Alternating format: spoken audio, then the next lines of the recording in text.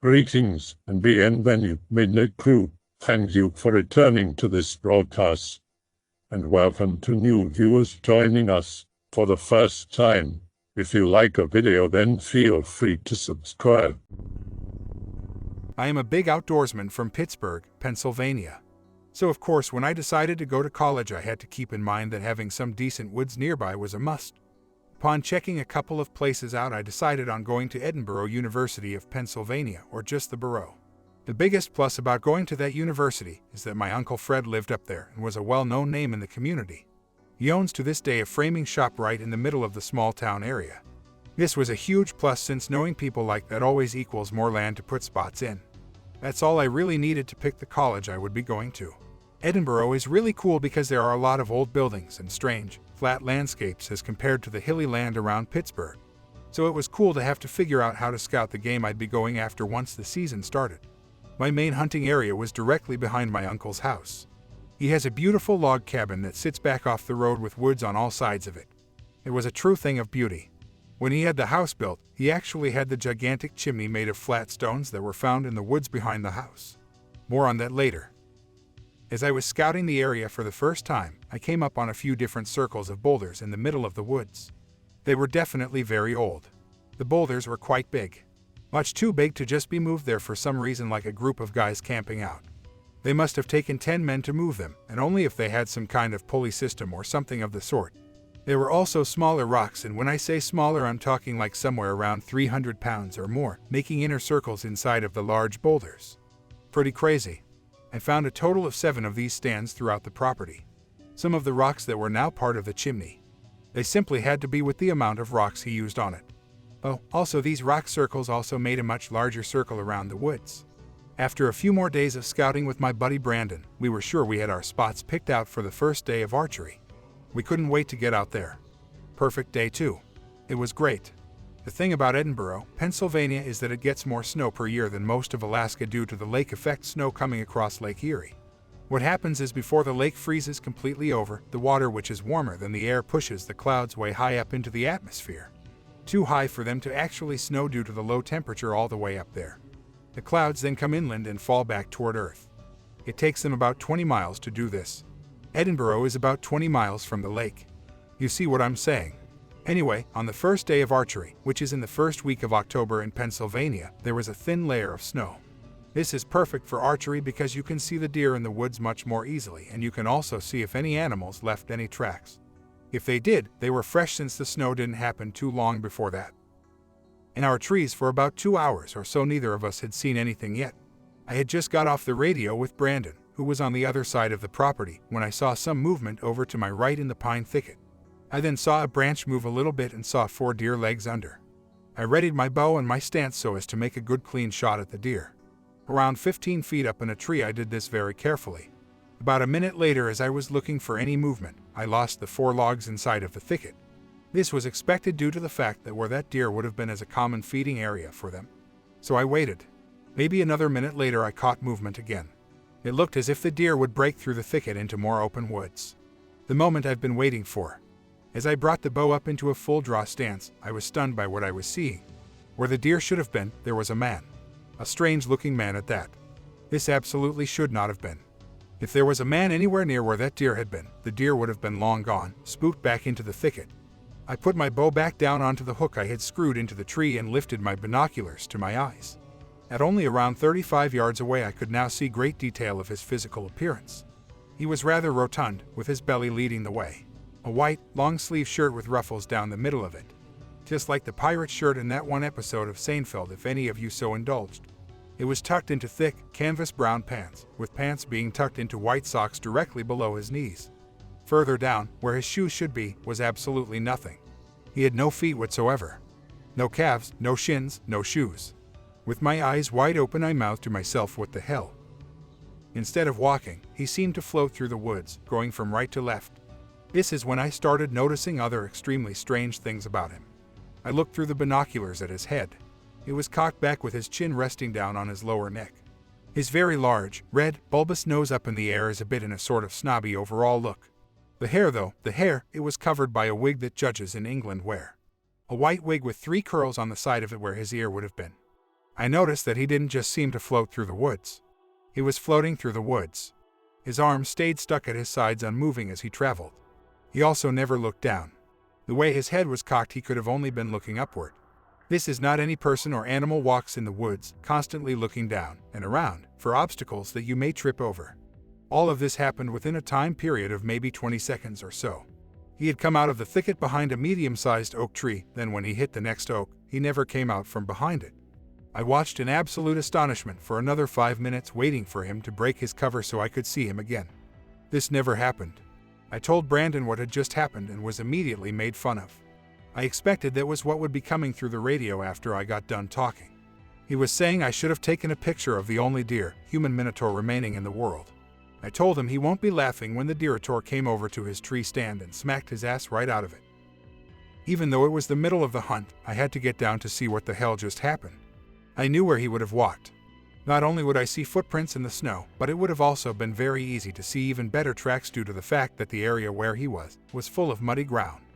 A freaking hummingbird would have left tracks in this muddy mess. As you probably guessed, when I got over to the spot where he had been, I saw not one track from him, or a deer, or anything else that lives on planet Earth. I was utterly amazed. What happened later that night was just as creepy. The scary stuff didn't even begin yet at this point on that fateful night. After I got done checking out the muddy, snowy ground where the man should have left some kind of sign or footprints, I went back to my tree stand and climbed back up to the height that I'd been hunting from earlier. I radioed Brandon and told him I was back up the tree and secure. We always did this as a precaution in case something happened while we were climbing the tree or securing the platforms of the portable tree stand. We hunted the rest of the day, but not without periodic ragging from Brandon making fun of me about the Deerataur throughout the rest of the hunt.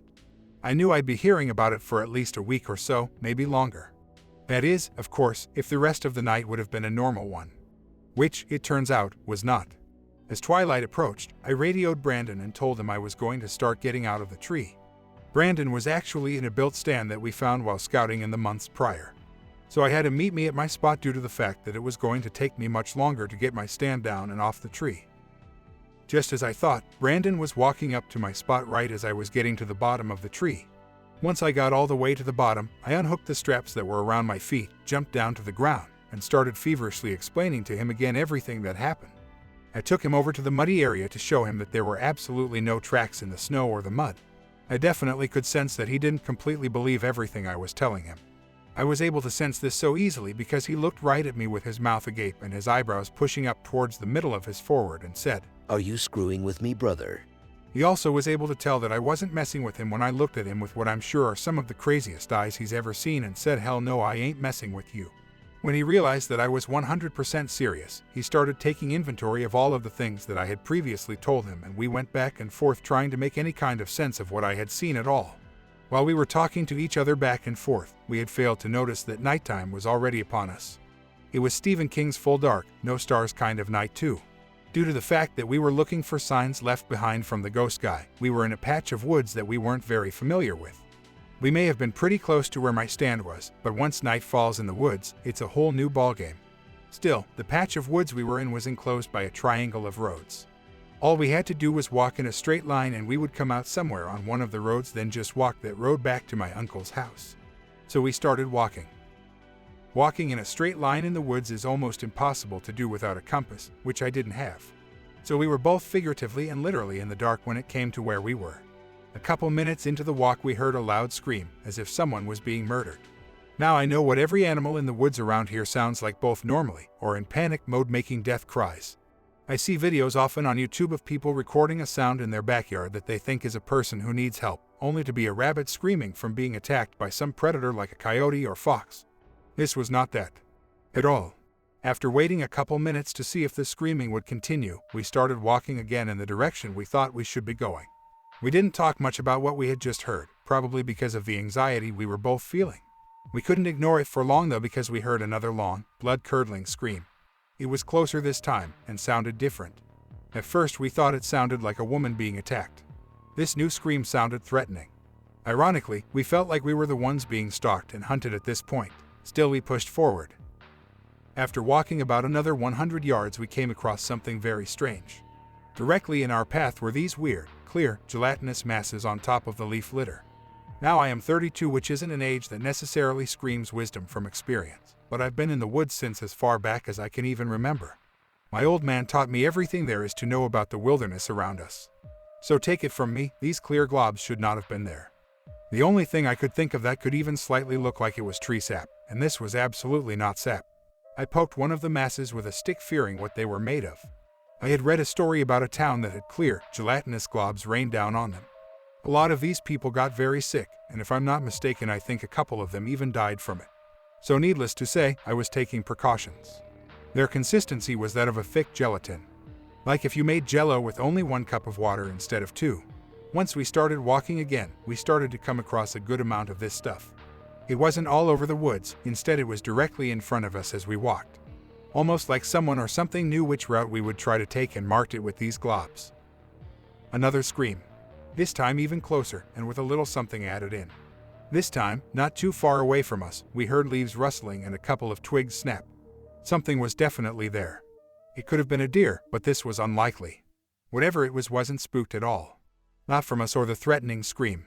It's easy to tell when you've spooked an animal and they start running. On top of that, most of the leaves were still very moist, therefore not making as much noise as they normally would. This sent our anxiety level through the roof. At that point, the only thing that was on our mind was getting the hell out of there. We were no longer curious about floating men, screams, or alien jelly. We just wanted out. Which should have been very soon. The distance we walked should have come across a road by now, but it hadn't yet. Stranger still, we couldn't even see any houses or street lights at all. Still, we just kept walking, thinking we'd find our way out very, very soon. This was not to be, at least not yet. Our flashlights were now beginning to die, so we were definitely in a hurry, which, by the way, is not what you should do if you were ever even maybe lost in the woods. Cool heads always prevail in that situation. Anyway, as we were walking, we started to see a couple of pine trees. This was very strange because we had thoroughly scouted this land. The only pine trees were over near my stand where we started. After seeing a couple more, we started to get a foreboding feeling. Almost like a sick, anxious, panic feeling. We stopped for a minute to check our surroundings and found that at the exact spot that we stopped was the same spot we started. We were standing right next to a pine tree with a dead pine next to it that had a branch broken off and dangling still from the severed limb. How could this be? We had been sure that we were walking in a somewhat straight shot out, but that must have been an impossibility since we must have made a circle. We had no idea whatsoever how this had happened, especially since we were in the exact spot we started at. Also very strange, we saw my tree stand that was still hanging on the tree. It was very close to us, but when we started to walk out, it was nowhere to be found. We walked over to it and immediately found the trail that we had to take to get out of the woods. It led directly back to my uncle's backyard. The trail actually went right past the live pine tree we had just been standing under. There is no way we had missed that in the beginning. To add more to the strangeness, as we walked only about 20 yards down the trail, we could plainly see my uncle's light that he had above his garage to illuminate his driveway. Our minds were blown, but at least we were able to get out. On the last 100 yards on the trail, we found more clear gelatin globs directly down the middle of the pass. This was definitely crazy because they absolutely were not there when we walked in. We had both been on that trail when we entered the woods. We would have seen them for sure. We heard no more screams after the time we heard the rustling of the leaves and the twigs break, but we had a strong feeling of being watched when we were still in the woods, and an even stronger version of that same feeling as we stepped into my uncle's backyard. This is at the top of my list for scariest experiences in the woods. I have no explanation for any one part of it. Not the floating ghost guy, not the screams or the globs, not the getting lost in the woods, and not the circles of boulders. I would love to hear from anyone who had anything like this happen to them. There has to be some kind of answer, but at this point all I have is my story about what had happened that night, and thankfully one other person who went through it with me. At least he has been able to validate what had happened to people that don't believe this actually happened to us. Whether you guys believe it or not is up to you, but I promise that this all happened exactly how I wrote it. I know it sounds pretty crazy and out there, but this stuff actually happened, and that's a scary thing to think about next time you guys find yourselves in the woods. Something incredible had happened back there. I'm thankful that we were able to get out of the woods without having anything bad happen to us. What it did do was make me want to understand the paranormal even stronger. One day I'm going to go back there by myself and camp for a night or two in the hopes that something might happen again and that I have the wherewithal to seek whatever it was out and get some answers that I desperately need. For a little background, let me explain that I have lived in the same location for over 60 years less 16 years of military service, and where I live, has been in my family for nearly 100 years. It is where I grew up. So I have experienced the skies above for nearly 45 years. Although I first noticed the Chem-Trail spraying over 20 years ago, over the past 4 years they have become increasingly more persistent. As a sky watcher and a weather spotter, I keep an especially close eye on the sky in the spring, where thunderstorms here in Illinois can spawn a tornado in just a few minutes. Over the last 4 years I have noticed many strange cloud formations, and of course the lattice-looking trails in the sky after a spraying has been increasing in frequency and duration. In times past, say 10 years, the occurrence of chemtrails was periodic, and occurred a few times a month, and maybe no more than once or twice a week, and usually never more than once a day. Then beginning about 4 years ago, I noticed an increase in the spraying, to every few days, and in some cases 2 times a day. What I noticed as the spraying intensified was cloud formations that were forming much more quickly than they had in past years, and much faster than they did 20 or 25 years ago. Even more unexplained is the frequent storms that come from the east. When I was a kid, a storm coming out of the east was an unusual occurrence, and the saying was, if a storm comes out of the east, it will be a beast. Over time, and especially over the past 2 years, the frequency of storms coming out of the east have increased noticeably. I am also a radar observer, and over the course of a day, I will check the radar multiple times, especially if there are any threats of severe weather. This past year, I watched a thunderstorm that remained stationary over an area approximately 40 miles northwest of my location for over 2 days, and reports from the area reported more than 4 inches of rainfall in that period.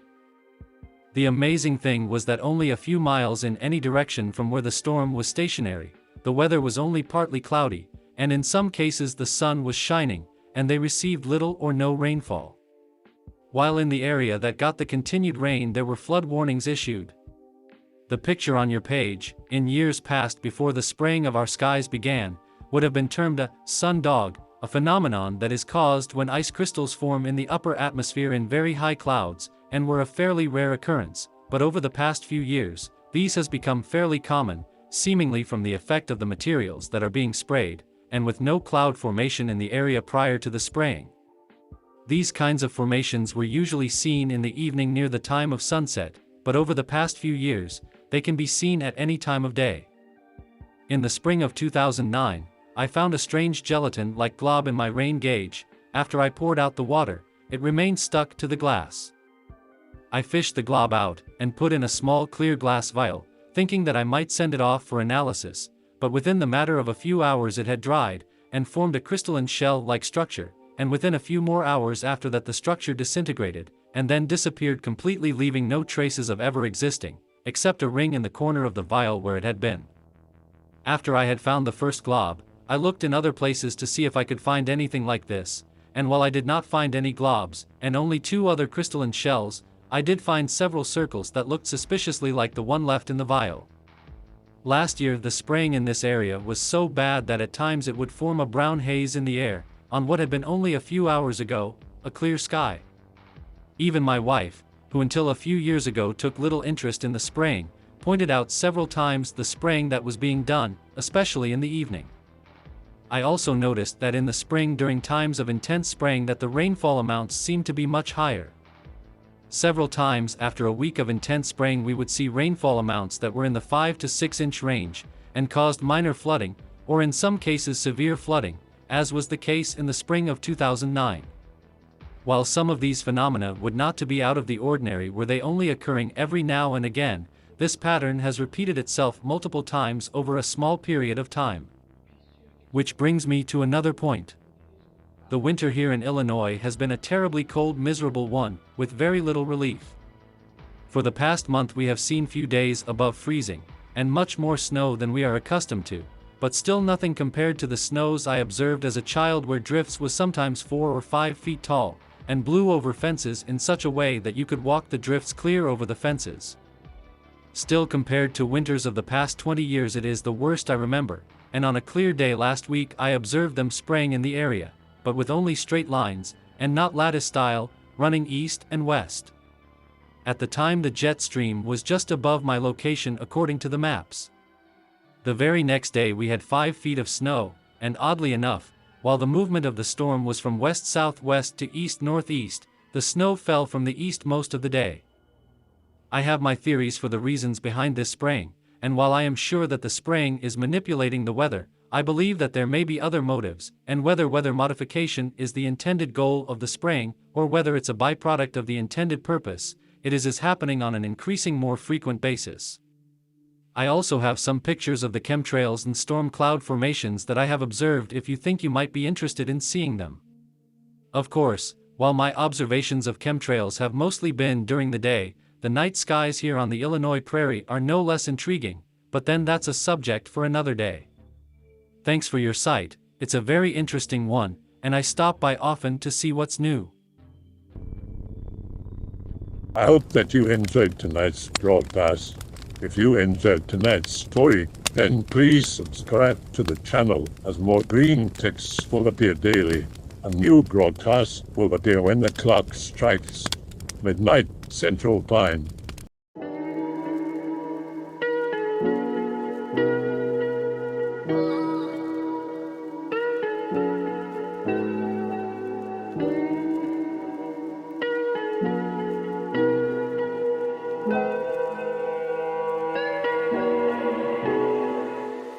Remember to check out the Odyssey page in the description for a second archive of the channel's videos.